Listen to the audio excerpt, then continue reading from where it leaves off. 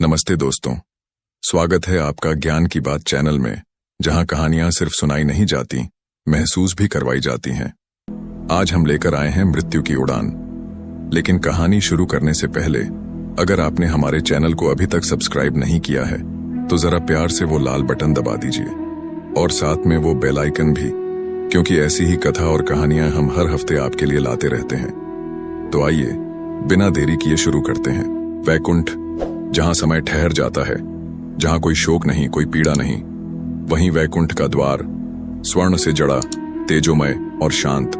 यहां पहरे पर थे स्वयं भगवान विष्णु के वाहन गरुड़, विशाल डैने, चमकती आंखें, दिव्य तेज और चित्त शांति से भरा हुआ। दिन वैसे ही बीत रहा था जैसे सदियों से बीतता आया था। तभी दूर आकाश में एक विचित्र रहस्यमयी ऊर्जा का कंपन महसूस हुआ।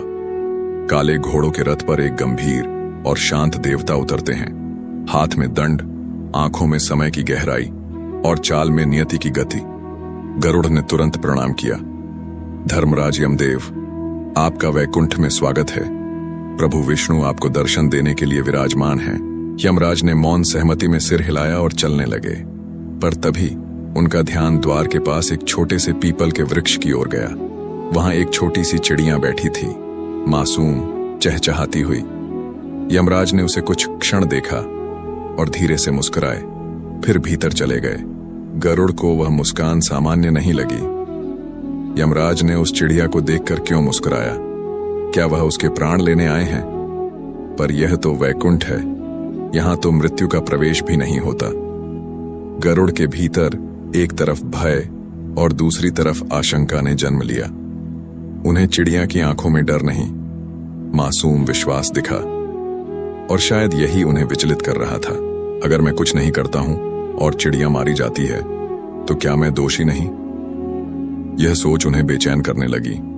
अंततः गरुड़ ने निर्णय लिया, मैं इसे यहां से बहुत दूर ले जाऊंगा, वहां जहां यमराज की दृष्टि भी नहीं पहुंच सके। गरुड़ ने चिड़िया को धीरे से अपने पंखों में समेटा और आकाश की ओर उड़ चले। वे वैकुंठ के पार, मृत्युलोक के पार, स्वर्ग नरक की सीमाओं को चीरते हुए 7 समंदर पार एक अज्ञात और वीरान पहाड़ी की गुफा तक पहुंचे। वहां उन्होंने चिड़िया को छोड़ा और मन में संतोष पाया।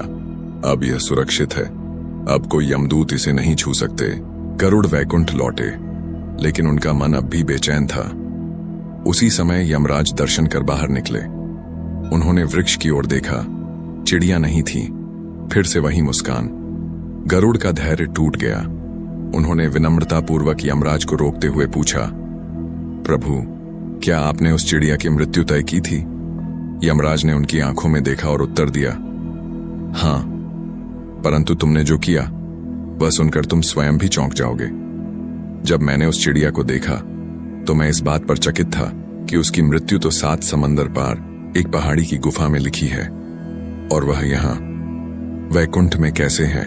उसकी मृत्यु 15 मिनट बाद तय थी, और वैकुंठ से वह स्थान 7 दिन की उड़ान दूर है। मैं सोच रहा था यह कैसे संभव होगा, लेकिन जब मैंने बाहर आकर उस वृक्ष पर उसे नहीं देखा और अपनी आंतरिक दृष्टि से जाना, तो मुझे समझ आया किसी ने उसे वहां पहुंचा दिया। गरुड़ का चेहरा भाव शून्य हो गया और बोला, तो प्रभु, मैं ही वह माध्यम बना? यमराज शांत स्वर में बोले, हां गरुड़, लेकिन इसे अपराध मत मानो। प्रभु की माया में तुम केवल निमित्त बने। मृत्यु को कोई नहीं टाल सकता। समय, स्थान और कारण तीनों पहले से निश्चित होते हैं। गरुड़ की आंखें नम हो गईं। मैंने तो उसे बचाने का प्रयास किया था, और यही तुम्हारा धर्म भी था। लेकिन धर्म और नियति में सामंजस्य प्रभु स्वयं करते हैं। यमराज गरुड़ के पास आए, कंधे पर हाथ रखा और बोले, इस सृष्टि में हर प्राणी का प्रारब्ध लिखा है। कोई उससे आगे नहीं जा सकता और ना ही पीछे। हमारे कर्म महत्वपूर्ण हैं, परंतु परिणाम हमेशा उस अदृश्य शक्ति के अधीन है। गरुड़ ने नीचे देखा, आकाश की ओर नजर उठाई, और उनकी दृष्टि 7 समंदर पार की उस पहाड़ी की दिशा में चली गई। वहां कहीं एक जीवन समाप्त हुआ था और एक चेतना जाग उठी थी। इस कहानी से हमें यह सीख मिलती है कि मृत्यु टालने से नहीं टलती। जिस क्षण, जिस स्थान और जिस माध्यम से किसी का अंत तय है, वह होकर रहेगा। ईश्वर की माया ऐसी है कि बचाने का प्रयास भी कभी कभी मृत्यु का ही मार्ग बन जाता है। इसलिए हर पल को धर्मपूर्वक जियो, क्योंकि मृत्यु तय है पर उसका मार्ग रहस्यमय। तो दोस्तों, कैसी लगी आपको आज की कहानी? अगर पसंद आई हो तो कृपया वीडियो को लाइक करें और कमेंट में अपनी राय जरूर लिखें। अभी तक आपने हमारी चैनल को सब्सक्राइब नहीं किया तो कर लीजिए, ताकि आने वाली हर वीडियो आपको मिलती रहे। नमस्कार, धन्यवाद।